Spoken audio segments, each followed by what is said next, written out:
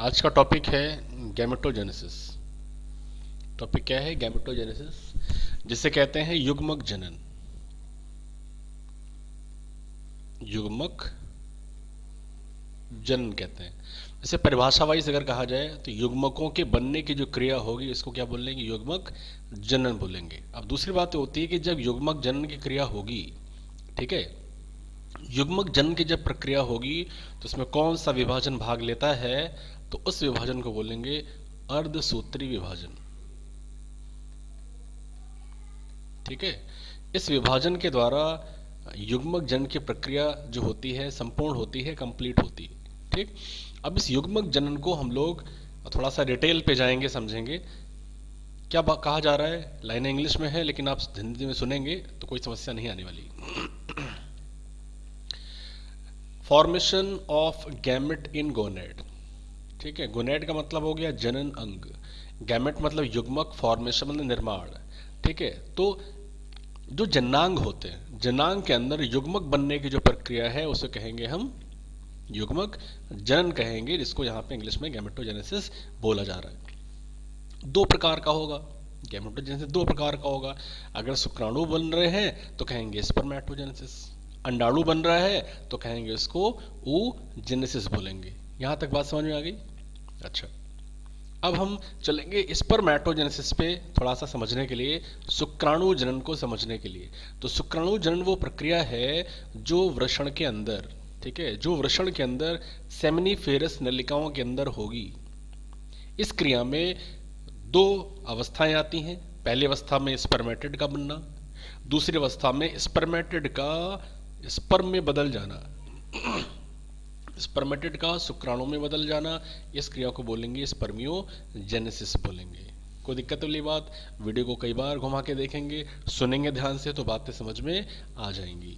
अब यहाँ पे फ्लो चार्ट है, परीक्षा में आया तो ये फ्लो चार्ट बनाना पड़ेगा, पूरा पेज। ठीक है, इसको नहीं बनाना, इसको नहीं बनाना, ये पूरा चित्र बनेगा यहाँ से लेके यहाँ तक। ठीक है, और ये शब्दावली वाला चार्ट बनेगा। ठीक है, अब पूरी बात को समझना है। शुक्राणु जनन की जो प्रक्रिया होगी, स्पर्मेटोजेनेसिस की जो प्रक्रिया होगी, उसमें जो कोशिका भाग ले रही है उसको कहेंगे स्पर्मेटोगोनिया। हिंदी में कहेंगे शुक्राणु मात्र कोशिका। शुक्राणु मात्र कोशिका बोलेंगे जिसने सूत्री विभाजन किया, सूत्री विभाजन करके प्राइमरी स्पर्मेटोसाइट बनाया, संख्या को बढ़ाया। ठीक है, प्राथमिक स्पर्मेटोसाइट। अगर ये अर्धसूत्री विभाजन की प्रथम अवस्था को फॉलो कर ले, ठीक है, अगर ये अर्धसूत्रीय विभाजन की प्राथमिक अवस्था को, फर्स्ट अवस्था को अगर ये अनुसरण कर लें, फॉलो कर लें, तो ये बनाएंगी सेकेंडरी, द्वितीयक स्पर्मेटोसाइट बनाएंगी। और अगर ये द्वितीयक स्पर्मेटोसाइट अगर अर्धसूत्रीय विभाजन की द्वितीय अवस्था को पार कर ले तो क्या बन जाएगा? स्पर्मेटिड बन जाएगा। अब बचा क्या? स्पर्मेटिड का स्पर्मेटोजोआ, शुक्राणु में परिवर्तन, जिसको कहेंगे स्पर्मियोजेनेसिस बोलेंगे। ठीक है, परीक्षा में हिंदी इंग्लिश लिखी जा सकती है। सुनते रहे हो सब हिंदी में, टर्म भले इंग्लिश में नजर आ रहे हैं, उच्चारण लिख दोगे, कोई दिक्कत वाली बात नहीं। आगे फॉलो करते हैं। यहां पे कहा गया कि जब शुक्राणुजन की प्रक्रिया कंप्लीट हो जाएगी तो कुल मिला के कितने कितने शुक्राणु बनेंगे? एक स्पर्मेटोसाइट से 4 शुक्राणु बन जाएंगे, 4 स्पर्मेटिड बन जाएंगे, स्पर्म बन जाएंगे। तो अगर यहाँ पे इस चित्र को देखो, स्पर्मेटोगोनियम वो सेल है जिसने शुरुआत की, प्राथमिक स्पर्मेटोसाइट में बदली, फिर वो सेकेंडरी स्पर्मेटोसाइट में बदली और फिर स्पर्मेटिड बन गए। ठीक है, अर्ली स्पर्मेटिड, लेट स्पर्मेटिड, देखो कैसा दिख रहा है, ऐसा लगता है रॉकेट जैसा नजर आ रहा है। बात समझ आ रही है? और फिर ये कहाँ चले जाएंगे? सार्टोली कोशिकाओं के पास जाएंगे। ये सार्टोली कोशिकाएं हैं जो उनको पोषण देंगी। ठीक है, तो आगे देखते हैं क्या हो रहा है। तो अगर ये सार्टोली कोशिकाओं के पास जा रहे हैं पोषण लेने के लिए, तो यहाँ पे एक प्रक्रिया होगी जिसको बोला गया स्पर्मिएशन। तो जब भी स्पर्मियोजेनेसिस हो जाएगी तो शुक्राणु का जो सिर होगा, ठीक है, सार्टोली कोशिकाओं के अंदर प्रवेश कर गया। एम्बेडेड मतलब धंस गया। किस पर्पज से धंस गया? नरिशमेंट लेने के लिए, पोषण लेने के लिए। और फिर वहां से निकल आता है। निकलने के बाद कहाँ पहुंचेगा? सेमिनिफेरस ट्यूब्यूल के अंदर पहुंचेगा। इस क्रिया को क्या बोला? स्पर्मिएशन बोल दिया। क्लियर? अब यहीं पे कई लाइनों को बढ़ाया जा सकता है। शुक्राणु जन की जो प्रक्रिया है किन हार्मोन की सहायता से होगी? पहला हार्मोन कौन सा? जीएनआर, जीएनआरएच हार्मोन, जो कहाँ से निकला, मस्तिष्क के हाइपोथैलेमस से निकला। इंग्लिश कठिन लग रही है, सीधा उच्चारण लिख दोगे हाइपोथैलेमस, कोई दिक्कत वाली बात नहीं। हाइपोथैलेमस से निकला कौन, जीएनआरएच हार्मोन। उसने क्या किया, पीयूष ग्रंथि, पिट्यूटरी ग्रंथि, मास्टर ग्लैंड, ठीक है, मास्टर ग्लैंड, मास्टर ग्रंथि पर कार्य किया, जिससे दो हार्मोन निकले, एक एलएच निकला, दूसरा एफएसएच निकला। एलएच की वजह से शुक्राणुजन की क्रिया होगी, क्यों, क्योंकि एलएच की वजह से लेडिक कोशिका क्या कर रही है, एंड्रोजन हार्मोन बना रही है। दूसरी तरफ एफएसएच से क्या हो रहा है, सार्टोली कोशिकाओं पे कार्य हो रहा है, जिससे स्पर्मियोजेनेसिस की प्रक्रिया प्रेरित हो जाएगी। अगर इस फ्लो चार्ट के दिए गए चित्र को देख करके हमारी बातों को सुन लिया ध्यान से, ठीक है, बायोलॉजी सब्जेक्ट ऐसा है, अगर ध्यान से सुना जाए और टर्म्स को याद कर लिया जाए तो कहीं कोई दिक्कत आने वाली नहीं है। अब चलते हैं शुक्राणु की रचना की तरफ। तो एक जो परिपक्व शुक्राणु होता है, ठीक है, एक परिपक्व शुक्राणु होता है, उसकी लंबाई कितनी होती है, 60 माइक्रोन या फिर 0.06 मिलीमीटर। चारों तरफ से क्या होगा, प्लाज्मा झिल्ली का एक आवरण होता है, 3 भाग इसमें मिलेंगे, हेड मिलेगा, मध्य भाग मिलेगा और पूंछ मिलेगी। आकृति कैसी होती है, टैडपोल, टैडपोल की आकृति की होती है। टैडपोल है क्या, सवाल ये उठता है। मेंढक की जीवन चक्र में, ठीक है, मेंढक के जीवन चक्र में अंडाणु जब विकास होगा तो उसमें टैडपोल एक अवस्था आती है, जो सेम बिल्कुल ऐसा दिखाई पड़ता है, आगे से चौड़ा पीछे से सकरा हो जाना मतलब ऐसे करके आगे से चौड़ा है और पीछे से ऐसे कर जाकर के सकरा हो जाता है, तो इस अवस्था को बोलते हैं टैडपोल अवस्था। तो ऐसे ही ये शुक्राणु नजर आ रहा है। तो हेड में 2 भाग मिलेंगे, 2 भाग कौन कौन से, आगे की तरफ चलते हैं। देखिए 2 भाग कौन से मिल रहे हैं, एक तो केंद्रक मिल रहा है, तो ये केंद्रक वाला हिस्सा हो गया। दूसरा क्या मिल रहा है, एक्रोसोम मिल रहा है, ये एक्रोसोम, ठीक है। एक्रोसोम के अंदर एंजाइम मिलेंगे, कौन से एंजाइम, जो अंडाणु को गलाने में सहायता करेंगे निषेचन के समय पर, इनको बोलेंगे लाइटिक एंजाइम। कौन से एंजाइम होंगे, लाइटिक एंजाइम बोलेंगे। नहीं तो शुक्राणु अंडाणु के अंदर प्रवेश कैसे कर पाएगा। अब इस एक्रोसोम को बनाया किसने, गोल्जी कॉम्प्लेक्स ने बनाया। इसके अंदर ये देखो लाइटिक एंजाइम लिखे होते हैं। तो हेड के नीचे पीछे की तरफ नेक होगा, मिड पीस में माइटोकॉन्ड्रिया की उपस्थिति होगी, जिसको पावर हाउस बोलते हैं, और इसी माइटोकॉन्ड्रिया की वजह से शुक्राणु को एनर्जी लगातार मिलती है। और स्पर्म की मोटिलिटी, मोटिलिटी का मतलब क्या हो गया, गतिशीलता, समझ गए, गतिशीलता शुक्राणुओं की बहुत अधिक होती है, ठीक है, एनर्जी की वजह से। क्यों, क्योंकि इनके पास माइटोकॉन्ड्रिया का भंडार है, ठीक है। पूंछ की बात कर ले तो पूंछ पे क्या मिलेगा, एक्सियल फिलामेंट, ठीक है। तंतुवत रचनाएं मिलेंगी जो किस नाम से जानी जाती हैं, सेंट्रल एक्सियल फिलामेंट के नाम से जानी जाती हैं। सेंट्रल मतलब केंद्रीय, एक्सियल मतलब अक्ष, फिलामेंट मतलब तंतु, मतलब केंद्रीय अक्ष तंतु पाए जाएंगे, ठीक है। ये जो स्पर्म होते हैं, शुक्राणु होते हैं, कहाँ मूव करते हैं, कहाँ गति करते हैं, फ्लूइड मीडियम में गति करते हैं, और फीमेल जेनेटल ट्रैक में गति करते हैं। फ्लूइड मीडियम क्या होगा, सीमन, वीर्य जिसको बोलते हैं, और जेनेटल ट्रैक के अंदर तो वैसे भी यूकस होगा, श्लेष्म होगा, ठीक है। बट तेजी से गति हुए करते हुए जाते हैं टेल की सहायता से, ठीक है। जिस शुक्राणु में टेल नहीं होगी वो गति नहीं कर पाएगा, इस बात को भी ध्यान में रखना है। आगे चलते हैं, इस लाइन को ध्यान से पढ़ा है, क्या बोल रखा है, इसमें बोल रखा है 200 से 300 मिलियन शुक्राणु एक बार में, एक बार अगर शारीरिक संबंध बना, ठीक है, मेल और फीमेल के बीच, तो 200 से 300 शुक्राणु एक बार में फ्री किए जाते हैं, स्वतंत्र किए जाते हैं, इजैकुलेट मतलब निष्कासित किए गए मेल ह्यूमन के द्वारा। अब जो शुक्राणु मान लिया 100% निकले, तो 100% में 60% शुक्राणु जो होते हैं वो सामान्य आकृति और आकार के होते हैं, 40% कैसे बेकार है, किसी काम के नहीं है। अब इस 60% में से जो 40% है उनकी गति बहुत होती है, ठीक है, 60% बेकार होंगे। अब देखो यहाँ पे 40% का जो आंकड़ा है वो आकार और आकृति के आधार पर बेकार है, 60% जो होंगे वो गति के आधार पर बेकार है। बात समझ आ गई, तो इस बात को ध्यान में रखेंगे, यहाँ से सवाल बन सकता है 1 नंबर वाला। अब आते हैं दूसरी प्रक्रिया पे, जिसको कह रहे हैं अंडाणु जनन। क्या कह रहे हैं, अंडाणु जनन कह रहे हैं, ठीक है। तो अंडों के बनने की प्रक्रिया को क्या बोलेंगे, अंडाणु जनन बोलेंगे, ठीक है। अंडाणु बना तो परिपक्व भी तो होगा ना, फॉर्मेशन एंड मैच्योरेशन। फॉर्मेशन मतलब बनना, मैच्योरेशन मतलब परिपक्व होना। ओवम, ओवम मतलब अंडाणु। तो अंडाणु के बनने की प्रक्रिया, परिपक्व होने की जो क्रिया है उसको बोलेंगे oogenesis या अंडाणु जनन बोलेंगे। ये होगी कहाँ पे? ये देखो यहाँ पे एक चित्र दिखा रखा है। ये चित्र किसका है? अंडाशय का चित्र है। अंडाशय के अंदर प्रक्रिया होती है। तो क्या बोला जा रहा है? ग्रेफिन फॉलिकल दे दिया। तो ग्रेफिन फॉलिकल है कहाँ पे? ये जो चित्र बना हुआ है, ये फिर से एक बार देखा, ये जो चित्र यहाँ पे बना हुआ है जिसको फॉलिकुलर फ्लूइड बोला जा रहा है, तो इसके अंदर का फ्लूइड है। ये जो रचना बनी है ना गोल गोल, इसको कह रहे हैं ग्रेफिन फॉलिकल। तो ग्रेफिन फॉलिकल है कहाँ? अंडाशय के अंदर ही तो है, ओवरी के अंदर ही तो है। ठीक है, बात को समझना। इस चित्र की जटिलता पे मत जाओ, जितनी बात बता रहे हो उतने को ध्यान से सुन लिया। ठीक है, तो ग्रेफिन फॉलिकल के अंदर ये अंडाणु होगा। तो oogenesis अंडाणु जनन की जो प्रक्रिया है वैसे तो भ्रूणी विकास से ही शुरू हो जाती है। ठीक है, जिसमें अंडाशय के अंदर, ओवरी के अंदर एग मदर सेल, अंडाणु मात्र कोशिकाएं जिनको oogonia कहते हैं, ये मिलियन ऑफ होती हैं। ठीक है, करोड़ों की संख्या में होंगी। बात समझ आ गई? अब होता क्या है कि बर्थ के बाद जब जन्म हो जाता है ना, उसके बाद इनकी संख्या नहीं बढ़ती। ये बात समझना, विकास इनका भ्रूणी विकास के टाइम पे ही हो जाता है। तो oogonia अगर मल्टीप्लाई करे, ठीक है, तो उससे क्या बन जाएगा?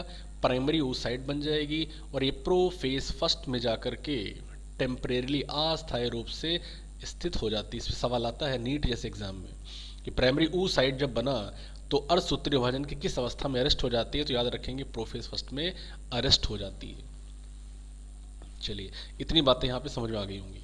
अब होता यह है कि हर एक जो प्राइमरी oocyte है, ठीक है, उसके चारों तरफ क्या बना? Granulosa cell. तो अब जरा ध्यान से सुनना, primary follicle, primordial follicle, primary follicle. तो यहाँ पे अगर ध्यान से देखो तो ये छोटी छोटी पुटिकाएं बनी हुई हैं। क्या बनी हुई है? पुटिकाएं। इनको बोलते हैं पुटिकाएं, इंग्लिश में बोलते हैं फॉलिकल, ये जो नाम दिया हुआ है। तो फॉलिकल के चारों तरफ अगर सपोज दैट मान लो ये फॉलिकल अगर बना हुआ है और इसके चारों तरफ से क्या बना दो? ये रेड वाली कोशिकाएं बना दी, इनको बोल दिया ग्रेनुलोसा सेल। ठीक है, तो ये पुटिका का विकास हो रहा है। प्राइमरी बोल दिया, सेकेंडरी बोल दिया, टर्शरी बोल दिया। ऐसे ही जब बनता चला जाएगा तो इन सेल्स का जो लेयर बन रहा है ना कोशिकाओं का, इनको बोलते हैं ग्रेनुलोसा सेल। क्या बोलते हैं? ग्रेनुलोसा सेल बोलते हैं, कोशिकाएं बोला जाता है। तो फिर से एक बार समझ लिया, पुटिकाएं जब बनती हैं तो उनके चारों तरफ से ग्रेनुलोसा कोशिकाओं का आवरण आ जाता है, जिससे प्राइमरी फॉलिकल बन जाती है। अब बहुत सारी प्राइमरी फॉलिकल तो गायब हो गई, डीजनरेट मतलब गायब हो जाती हैं। गायब होने का मतलब नष्ट हो गई। बचती कितनी है? केवल 60,000 से 80,000 के आसपास में बचती हैं। भाई मिलियन बना दी थी भ्रूण विकास के टाइम पे, लेकिन जन्म के बाद से लेकर बर्थ टू प्यूबर्टी, प्यूबर्टी मतलब यौवनावस्था, 12-13 साल मतलब जन्म ले लिया 12-13 साल तक की अवस्था तक बहुत सारी गायब हो जाती हैं, डिजनरेट हो जाती हैं। बचती कितनी है? 60 से 80 हज़ार बचती हैं प्राइमरी फॉलिकल हर एक अंडाशय के अंदर। ठीक है ना? तो आप सोचो कितना बड़ा परिवर्तन आया। ठीक है ना? ठीक है। अब देखो प्राइमरी फॉलिकल से सेकेंडरी फॉलिकल बन जाएगा। रचना देखो यहाँ पे समझ में आ रही कितना परिवर्तन आ रहा है, कितनी जटिल प्रक्रिया है। ठीक है, यहाँ से ये चित्र और ये चित्र बड़ा अंतर है, इस चित्र से इस चित्र में बड़ा अंतर है, और यहाँ पे देखो ये बड़ा अंतर है। तो प्राइमरी फॉलिकल ऐसा है, सेकेंडरी फॉलिकल ऐसा है, टर्सरी फॉलिकल ऐसा है, और ये क्वार्टरनरी फॉलिकल कह दो या फिर इसको कह दो ग्रेफिन फॉलिकल। इस चित्र को देख के डरना नहीं, ध्यान केवल ये रखना है कि जब ओवेरिन फॉलिकल बनेगी तो अंडा किससे विकसित होगा? ग्रेफिन फॉलिकल से विकसित होगा। ये देखो यहाँ पे अंडा पड़ा हुआ है। ठीक है, बात समझ आ गई? तो ग्रेफिन फॉलिकल के बीच में यहाँ पे गुहा बनेगी, गुहा को बोलते हैं एंट्रम। ठीक है, गुहा में एक तरल पदार्थ भरा होता है। ठीक है, जो इस अंडाणु का पोषण करता रहेगा। बात समझ आ गई? चलिए, ग्रेफिन फॉलिकल जब फटेगी तो अंडा बाहर निकल आएगा। अब ग्रेफिन फॉलिकल देखो यहाँ पे बड़ा करके दिखा दिया है। तो ग्रेफिन फॉलिकल जो होता है गुणसूत्रों के आधार पे एन नेचर वाला होता है, मतलब उसके अंदर 23 गुणसूत्र होंगे। ठीक है, तो प्राइमरी फॉलिकल जो है टर्सरी फॉलिकल में बदली, उसके बाद फर्स्ट अनइक्वल डिवीजन हो जाता है। ठीक है, मतलब अर्धसूत्री विभाजन प्रथम हो जाता है, जिससे बना क्या? हैप्लॉइड सेकेंडरी oocyte बन गई। ठीक है, हैप्लॉइड सेकेंडरी oocyte बन गई और एक पोलर बॉडी बन गई, प्रथम ध्रुवीय काय बन गया। अब जो सेकेंडरी oocyte है उसके अंदर न्यूट्रिएंट रिच साइटोप्लाज्म होगा जो पोषण करता रहता है। अगर ये पूरा फिर से डिवाइड कर जाए तो ये क्या बना देगा, प्रॉपर निषेचित अंडा बना देगा। तो अब देखो यहाँ पे हो गया, टर्सरी फॉलिकल में कुछ परिवर्तन आते हैं, मेच्योर फॉलिकल बन गया, ग्रेफिन फॉलिकल बन जाती है। इसके चारों तरफ से एक लेयर मिलता है जिसको बोलते हैं जोना फ्लोसिडा, जोना पेलुसिडा बोलते हैं। अब यहाँ पे देखो कहीं जोना पेलुसिडा दिखाई पड़ रहा है क्या, यहाँ तो कहीं नहीं दिखाई दे रहा है। तो ग्रेफिन फॉलिकल अब ये रप्चर हो जाएगा जिसकी वजह से सेकेंडरी ओसाइट बन गया जिसको क्या बोला, ओवुलेशन। तो वीडियो को बार बार ध्यान से सुनोगे, किताब में एक बार रीडिंग लगा लेना तो बात समझ में आ जाएगी। अब एग्जाम में ये फ्लो चार्ट बनाना होगा अंडाणुजन के लिए। उगोनिया वो कोशिका जिससे शुरुआत होनी है, पहले सूत्रीय विभाजन होगा, प्राइमरी प्राथमिक ओसाइट बन गई, अपने आकार में वृद्धि करेगी, ठीक है, म्योसिस फर्स्ट करेगी, ठीक है। ओवुलेशन अंडाणु के निकालने से पहले प्राइमरी ओसाइट सेकेंडरी ओसाइट में बदल गई, फर्स्ट पोलर बॉडी इसने बनाया, ठीक है, ये फर्स्ट पोलर बॉडी है, ये सेकेंड पोलर बॉडी है, और एक अंडाणु कोशिका बनी, वो एक अंडाणु बना जिसको ऊटिड बोला, ओवम बोला। नेचर कैसा होगा, एन नेचर वाला होगा, ठीक है। तो यहाँ पे निष्कर्ष निकलता है अंडाणुजन की अगर प्रक्रिया होगी तो केवल एक ही अंडाणु बनेगा, 4 अंडाणु नहीं बनेंगे। शुक्राणु बना था 4, एक बार शुक्राणुजन की क्रिया से 4 शुक्राणु बनते हैं, लेकिन यहाँ पे एक बार अंडाणुजन की प्रक्रिया से कितने कितने बन गए, एक ही अंडा बना, ठीक है। ये एक विशेष अंतर होता है। अब अगर हम लोग यहाँ पे बात करें, ठीक है, क्या बात करें, एक एग की रचना के बारे में बात करें, तो यहाँ पे देखो कोई लाइनें दे रखी है, ध्यान सुनना। एक तो पहली बात दे रखी है स्फेरिकल मतलब अंडाकार होता है, नॉन मोटाइल का मतलब गतिशील नहीं होता, उसमें गतिशीलता नहीं मिलती। अगर पूछा जाए, सवाल आ जाए शुक्राणु और अंडाणु में से कौन गतिशील नहीं है, तो कौन होगा, अंडाणु गतिशील होगा, ठीक है। शुक्राणु तो बहुत गति करता है, मोटिलिटी वाला होता है, कोई माइटोकॉन्ड्रिया की उपस्थिति होती है। साइज की बात करो तो 0.2 मिलीमीटर का व्यास होता है, डायमीटर मतलब व्यास हो गया। 3 लेयर मिलते हैं, ठीक है, प्लाज्मा मेम्ब्रेन का लेयर, जोना पेलुसिडा का लेयर, कॉर्पस रेडिएटा का लेयर। तो आउटर मोस्ट लेयर कौन सा हो गया, फॉलिकल सेल का बना हुआ ये जो लेयर पीला पीला कोशिकाओं का लेयर दिख रहा है, ये इसको बोल दिया कोरोना रेडिएटा, ये फर्स्ट नंबर। सेकंड नंबर पे क्या आया, जोना पेलुसिडा आ गया, और नीचे की तरफ ये जो हरा वाला लेयर है इसको कह दिया प्लाज्मा मेम्ब्रेन, प्लाज्मा झिल्ली का लेयर, और यहाँ पे केंद्र पड़ा हुआ है। तो अंडाणु की रचना हो गई, ठीक है। कोई समस्या वाली बात तो वीडियो को बार बार सुनना, ठीक है, जितनी ज़्यादा बार सुनोगे उतनी बार कॉन्सेप्ट अच्छा हो जाएगा। अब ये स्पर्मेटोजेनेसिस शुक्राणुजन और अंडाणुजन में अंतर वाले पॉइंट लिखे हैं, तो ये वृषण में होगा, ये अंडाशय में होगा, ठीक है। इसमें सीमित वृद्धि अवस्था होगी, इसमें विकसित ग्रोथ अवस्था होगी। यहाँ दायरा सीमित है, यहाँ पे दायरा सीमित नहीं है, ठीक है। यहाँ पे प्रत्येक प्राथमिक शुक्राणु मात्र कोशिका 4 शुक्राणु बनाती है, यहाँ पे केवल एक ही अंडाणु बनेगा, ठीक है। यहाँ पे ध्रुवीय कोशिकाएं नहीं बनती हैं, नो पोलर बॉडी फॉर्मेशन। यहाँ पे पोलर बॉडी बनती हैं, ध्रुवीय कोशिकाएं बनती हैं, लेकिन उनका कोई कार्य नहीं है, ठीक है, निरर्थक है। हो सकता है पोषण प्रदान कर रहे हो। ये प्यूबर्टी यौवनावस्था से प्रारंभ होता है, वो लाइफ टाइम चलता रहता है, लेकिन ये भ्रूण विकास से शुरू होता है और एक ऐसी अवस्था आती है जब ये बंद हो जाता है, ठीक है। 50 साल की अवस्था में जाकर के बंद हो गया, फिर अंडों का निर्माण नहीं होने वाला। तो वेरी वेरी इंपॉर्टेंट टॉपिक अंतर के हिसाब से, तो इसको जरूर याद कर लेना, ठीक है, किताब में हिंदी में दिया होगा। अब आते हैं मेंस्ट्रुअल साइकिल।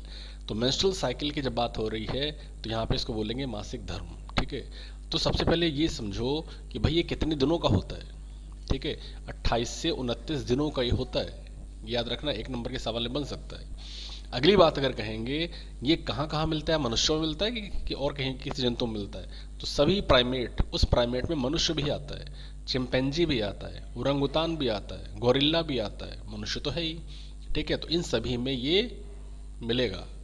अब अगर हम बात करें तो उसमें कौन कौन सी घटनाएं घटेंगी, तो घटनाएं 2 अंगों में घटती हैं, ठीक है। एक तो अंडाशय के अंदर, ठीक है, यहाँ पे घटेगी, अंडाशय हो गया, ठीक है, और दूसरा यहाँ पे घटेगा, यहाँ पे घटेगा, यहाँ पे घटेगा, ठीक है, चेंजेस, परिवर्तन, यूटेरस, यूटेरस कहाँ, ये वाला यूटेरस हो गया, और ओविडक्ट कहाँ पे, ये ओविडक्ट हो गई, वेजिना कहाँ पे, ये वेजिना हो गई। तो 3 भागों में, ठीक है, यूट्राइन में मतलब 1 नंबर यहाँ आया, ठीक है, गर्भाशय वाली बात कर। नंबर 2 ये ओविडक्ट आया, अंडाणु वाहिनी जिसको बोलेंगे वेजिना, ये वजीना हो गया, योनि जिसको बोलेंगे। तो ये 3 भाग हो गए यूट्राइन साइकिल के अंदर। ओवरिन में केवल अंडाशय की बात हो रही है, ये यहाँ पे अंडाशय, ठीक है, कोई दिक्कत वाली बात नहीं होनी चाहिए, अंडाशय के अंदर परिवर्तन आएंगे। फिलहाल हम थोड़ा सा और डिटेल पे लेके चलते हैं। तो मेंस्ट्रुअल साइकिल की जो अवस्थाएं हैं, 1 से 5 दिनों में क्या होने वाला है, रक्त का स्राव होने वाला है, ठीक है। 5 से 13 दिनों में क्या होगा, पुट्टिकाओं का विकास होगा। अब देखो यहाँ पुट्टिका छोटी है, देखो बड़ी होती जा रही है, होगी नहीं हो गई। 14वें दिन पे देखो क्या हुआ, ये अंडा निकल गया, निष्कासित हो गया।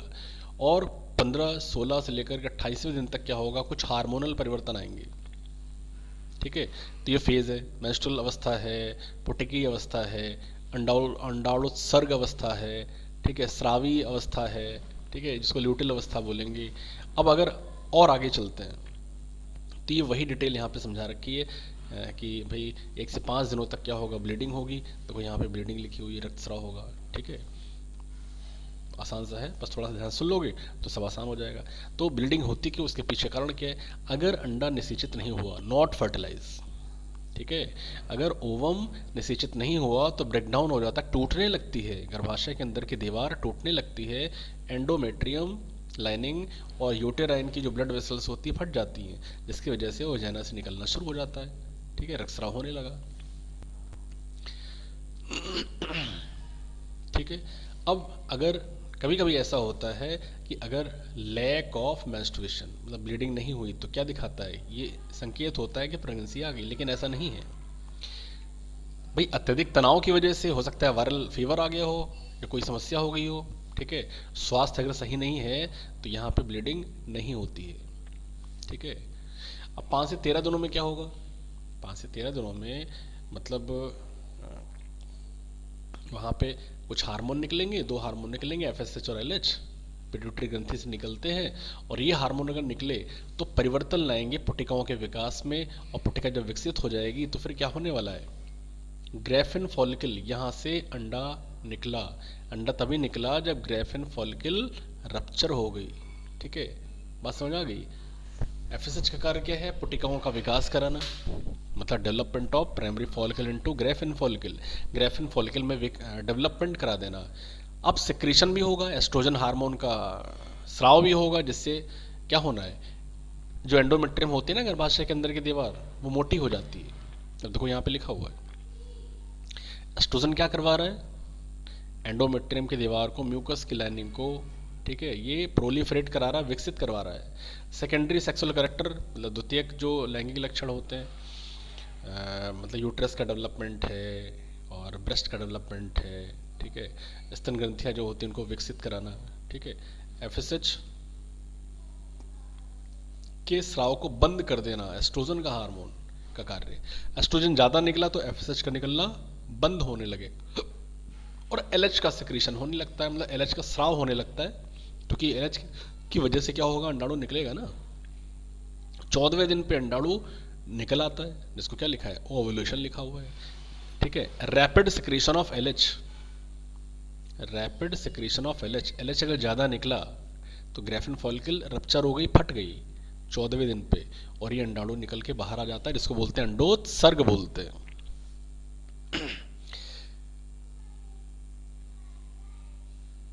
चलिए ये बात बताइए हमने। अब होता यह है कि ग्रेफिन फॉलिकल फटा तो ग्रेफिन फॉलिकल की दीवार ये बची रह जाती है ना, जिसको बोलते हैं कॉर्पस लूटियम। कॉर्पस लूटियम से एक हार्मोन निकलता है जिसको बोलते हैं प्रोजेस्टेरोन हार्मोन। इस हार्मोन की वजह से क्या होने वाला है ये भी हम बताएंगे। लेकिन अगर निषेचन नहीं हुआ, अगर निषेचन नहीं हुआ तो कार्पस लूटियम धीरे धीरे डीजनरेट हो जाएगा, गायब हो जाएगा, नष्ट हो जाएगा, ठीक है, ये बात समझ आ गई। लेकिन अगर निषेचन हो गया तो कार्पस लूटियम परमानेंट बना रहेगा, क्योंकि इससे हार्मोन निकलने हैं ना, प्रोजेस्टेरोन हार्मोन तो कार्पस लूटियम से निकलेगा। उससे क्या होने वाला है, यूट्रस मतलब गर्भाशय की दीवार मैक्सिमम अधिक से अधिक रक्त की सप्लाई वाली हो जाएगी, मोटी हो जाएगी, मुलायम हो जाएगी, जिससे क्या होने वाला है, ये तैयार हो जाती है इम्प्लांटेशन के लिए। भाई अगर जायगोट बना, युग्मनज बना, सुनना, जायगोट बन गया निषेचन के बाद, शुक्राणु अंडाणु मिल गए, निषेचन की प्रक्रिया हो गई, क्या बन गई, कोशिका बन गई, जिसको बोल दिया जायगोट। अभी जायगोट कहीं ना कहीं तो फिक्स होगा ना, कहाँ फिक्स होगा, इस जगह पे यहाँ पे आके फिक्स हो जाएगा। मान लिया जायगोट है, ये जायगोट आके फिक्स हो गया, ठीक है। नहीं जायगोट फिक्स हुआ तो जायगोट की अवस्था तो फिक्स हुई ना। जायगोट वैसे एक कोश की होता है, उसमें और अवस्थाएं आगे आएंगी, वो हम समझाएंगे बाद में। बहुकोश की रचना यहाँ पे आके विकसित हो जा फिक्स हो जाती है, जिसको बोलते हैं इम्प्लांटेशन। अब एफएसएच का स्राव बंद हो जाएगा, ठीक है ना, जिससे क्या होने वाला है, सेकंड एवोल्यूशन फॉलिकल डेवलपमेंट होना नहीं है। ठीक, चलिए आगे बढ़ते हैं। देखो यही बात फिर से बता दी, अगर फर्टिलाइजेशन नहीं हुआ तो कॉर्पस ल्यूटियम गायब हो जाएगा, ठीक है। एंडोमेट्रियम भी डिसइंटीग्रेट होने लगे, टूटने लगेगी, जिससे नया मासिक धर्म शुरू होने लगेगा।